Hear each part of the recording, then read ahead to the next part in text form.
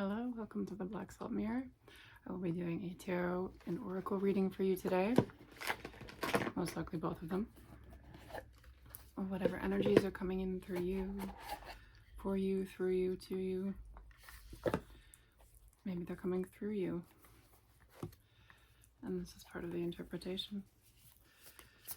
I'll be using the Muse Tarot to start off with. The Queen of Inspiration flipped over. It was on the bottom when I first pulled the deck. You could be getting a lot of downloads or artistic inspiration right now. Lean into that. Take time to do whatever artistry you're inspired to, just to exercise whatever emotions you're feeling. Now is a really good time for the collective as a whole to be expressing themselves in creative and artistic ways. These two flipped over. We've got the Three of Materials and the Ten of Voices.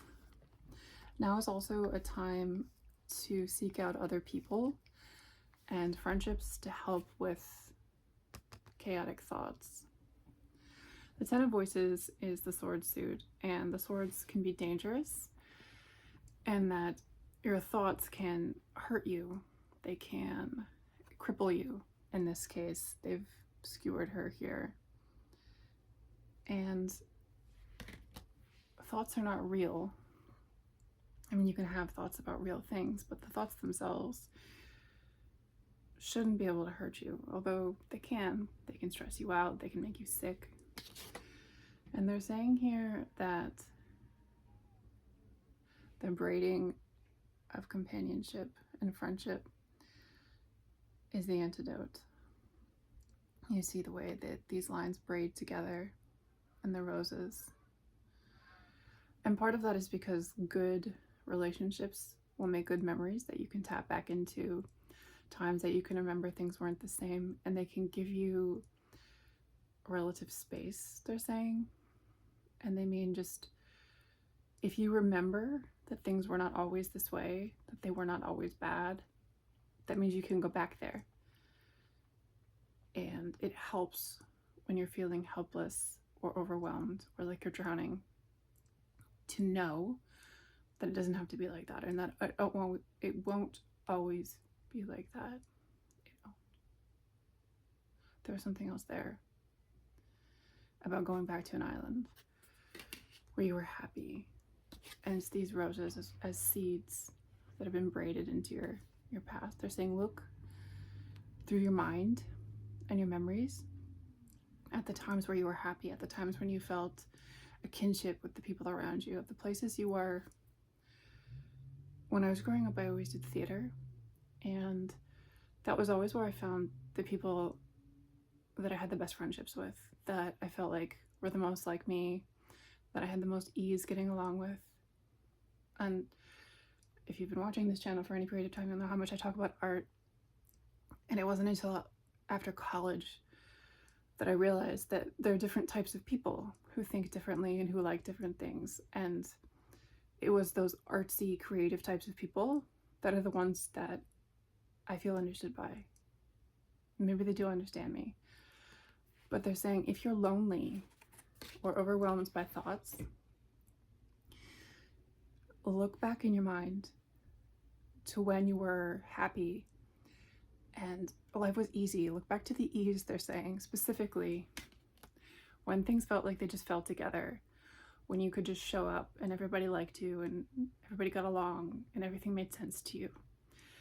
And they're saying, examine those memories and see what they had in common and try to go back to that kind of place, either to a location or to people that you haven't talked to in a while or seen, maybe to reach out to old friendships that have gone quiet, or to revisit places or hobbies or theaters, they're saying,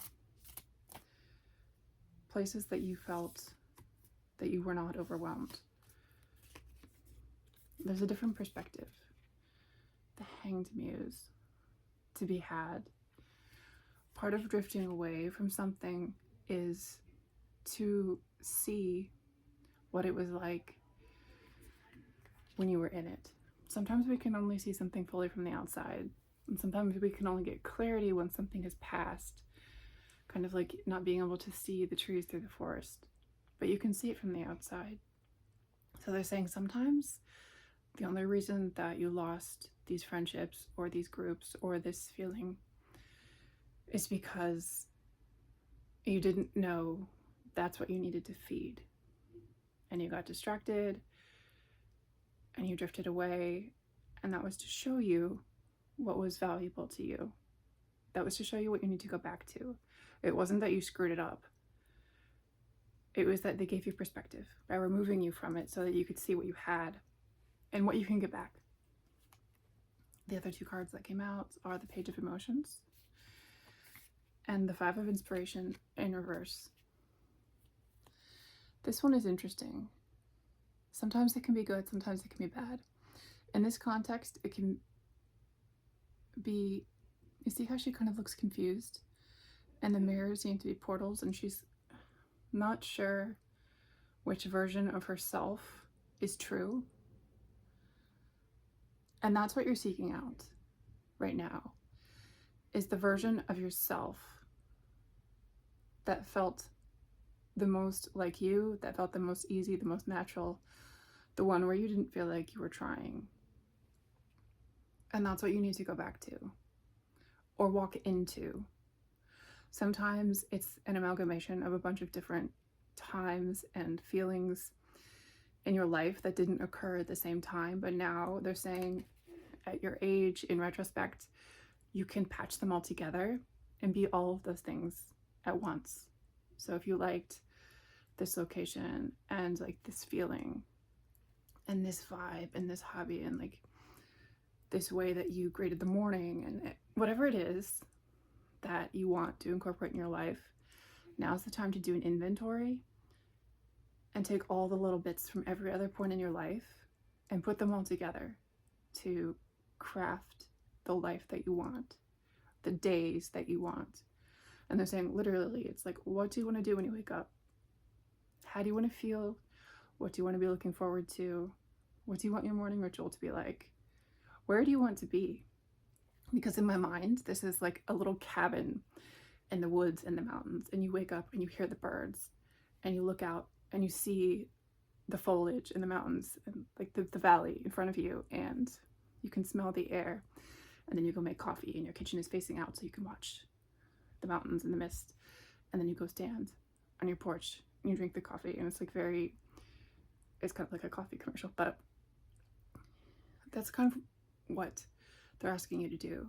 And this is a style of manifestation, is to visualize exactly what it is you want to say, not just, I want to have a nice morning. Well, what is a nice morning to you? What do you want your morning to look like? And sometimes there's a bit of trial and error with it, because the thing that you remembered being a nice morning, if you go back to it, you realize, oh, it wasn't the routine I had in the morning. It was the outlook I had because of where I was at that time, because of where I was living, what I was doing. It's just that I woke up happy. And so I did all these other things, but it wasn't the other things that were the good thing that I remember. It was the happiness that I woke up with. What was I doing that made me happy? So sometimes it takes a little bit of digging and feeling things out and trying things to realize what it was that gave you that feeling and recreating it, right? Sometimes you can't go back to the same place, but sometimes you can go back to another place that gives you that same kind of happiness, and you have to figure out where that is. And they're saying that your home is in your root, but that's what makes your heart shine. The thing within you. A lot of people pretend like where you live physically doesn't have a huge effect on you, but it really does. The interaction you have with the noise around you, or how much you like the aesthetic of your house, or the design, or the energies of the people. Even if you don't interact with the people around you very much, you pick up on their energy. And sometimes people can make you feel bad by just existing in your space or walking by you. when I started to notice these things, I could tell sometimes when someone had a bad energy when they just passed by me in public and didn't interact with me at all. But they just had bad energy. And sometimes that's because they're having a bad day and it's just burning off, and sometimes it's just who they are. Okay, I've got the Three of Voices and the Knight of Emotions in reverse. This is a fantastic card. I really like the artwork on this one. And there's the Knight, came out in reverse. It's not about trying to seek something out. The Knight of Cups often comes forward to offer his cup, his whole thing. The Knights are all about movement and starting something and being active. And so they're each active in their own element. In the element of emotions, it's about seeking something out. This is like very on the dating sites energy, something like that. You'll know what it is for you. But like they're saying, that's not what you want to be doing. You don't want to just be like blindly poking around. Particularly not if you're coming from a place where you're still healing. And there's something about being seen with those eyes in the darkness. She's got these beams of light. Right now they look like they're coming down to her. And she's staying in her hermit mode behind this door because it's the only place that there's shadow. And even though the thing behind her is darkness, in a way, she thinks that the door can hide her from all of the things in her mind. This is the sword suit again, so it's in your mind. From all of the things that haunt you. This is the energy of not being able to sleep because your mind is going. Hey, remember that time like 5 years ago when you said that really embarrassing thing and everyone had stopped talking just all of a sudden for that moment, so it became like really quiet in the room so everyone heard you say that thing and they all turned around and gave you like that weird look? And like, thank you, mind, I was trying to sleep. But yes, I remember that. Thank you.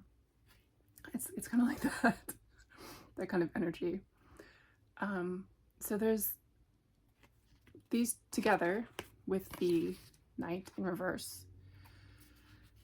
It's kind of the energy of the problem isn't that you need to go out and find love or find acceptance or find something that's going to make you happy. Because unfortunately, a lot of people, they'll search out a relationship because they want it to be like the movies and they want to get distracted by falling in love and finding like love, and then a marriage, and then planning the marriage, and like the white picket fence and the happily ever after. But there's never actually happily ever after because it doesn't end like a movie. It's the rest of your life. And I keep saying finding love because it's an odd concept. Like it's not sitting on the ground outside. And you can't find love if you're still working through this. If your thoughts are still haunting you. Now you're just going to be lying in bed and there's going to be a person next to you with all of their baggage. And do you want to talk to them about these thoughts? Do you want to be alone? They're not going to make it go away. Your greatest love will always be yourself. And you are haunted at this moment. So they're saying don't seek something outside of you.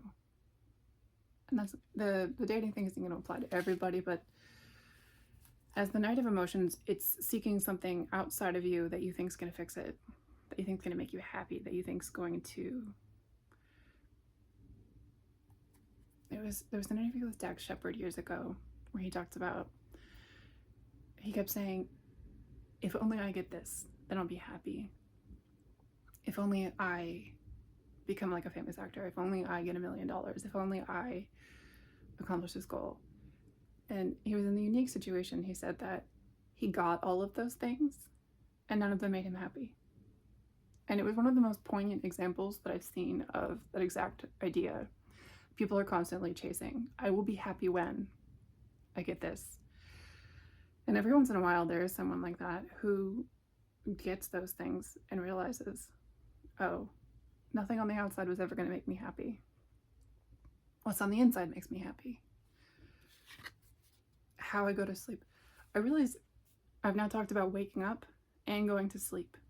So there's a lot to do with sleep. And this card and the eyes remind me of sleep. So you could be having trouble with insomnia, which I know isn't necessarily the mind racing. I know some people who just can't sleep.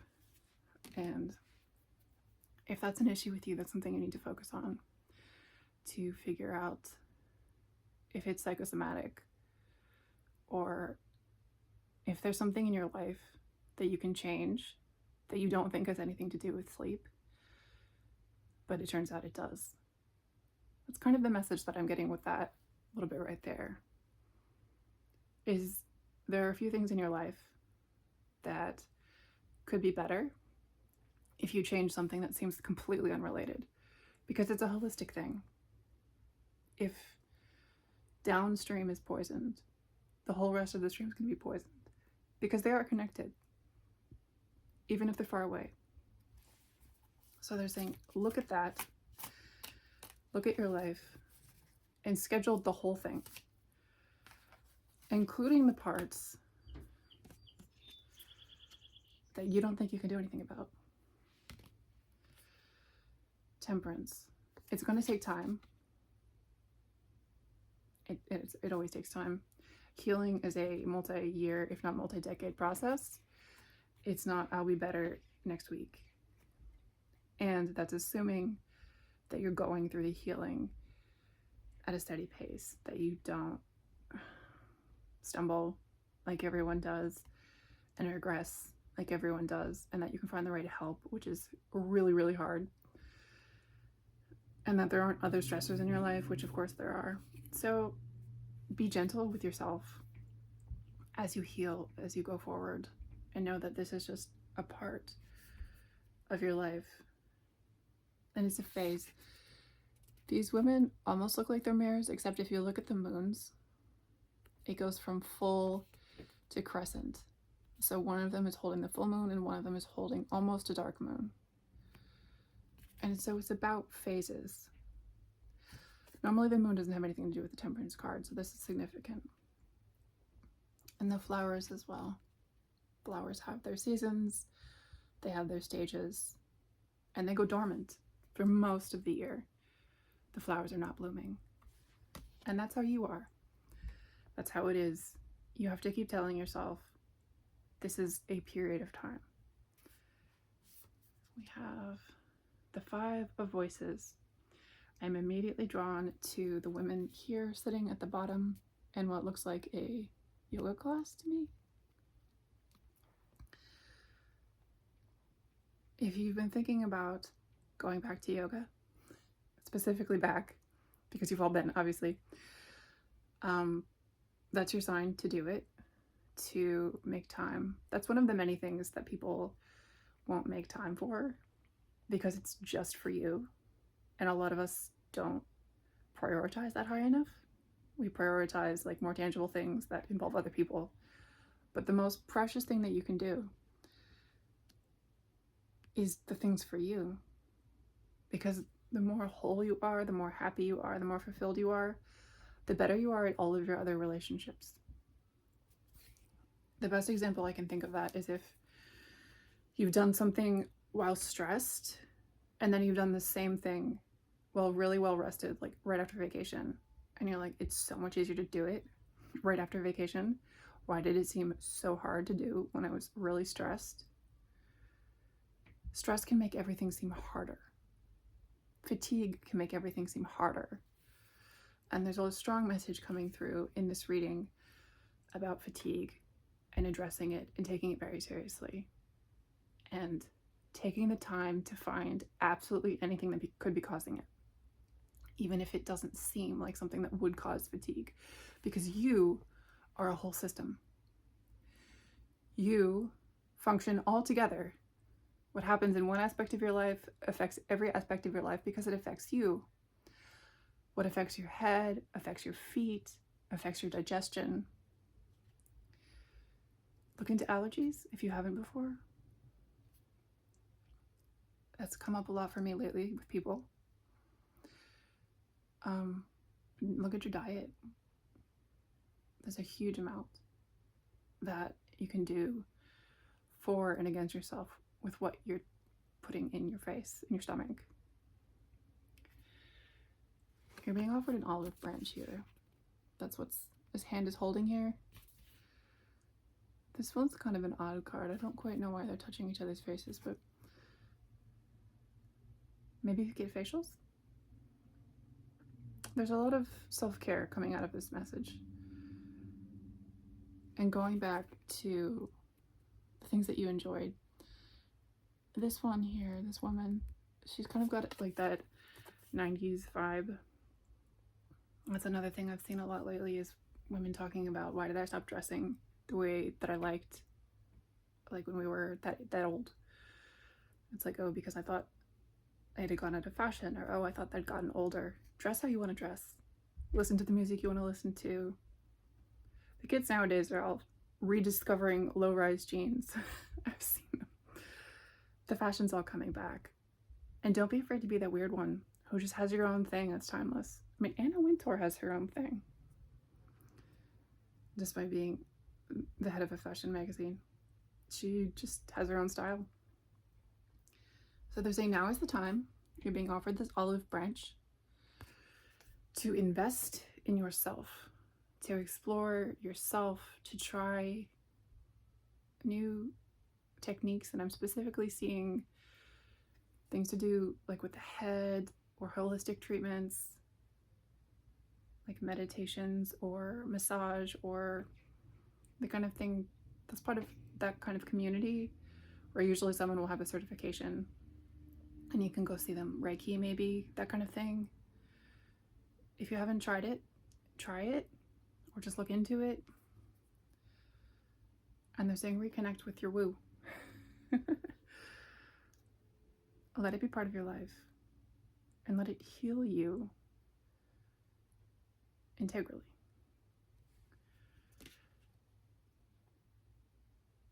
And dance. At the bottom, there she is. The page of voices with the dancers. Because the weirder you are, the more fun it is. Yeah.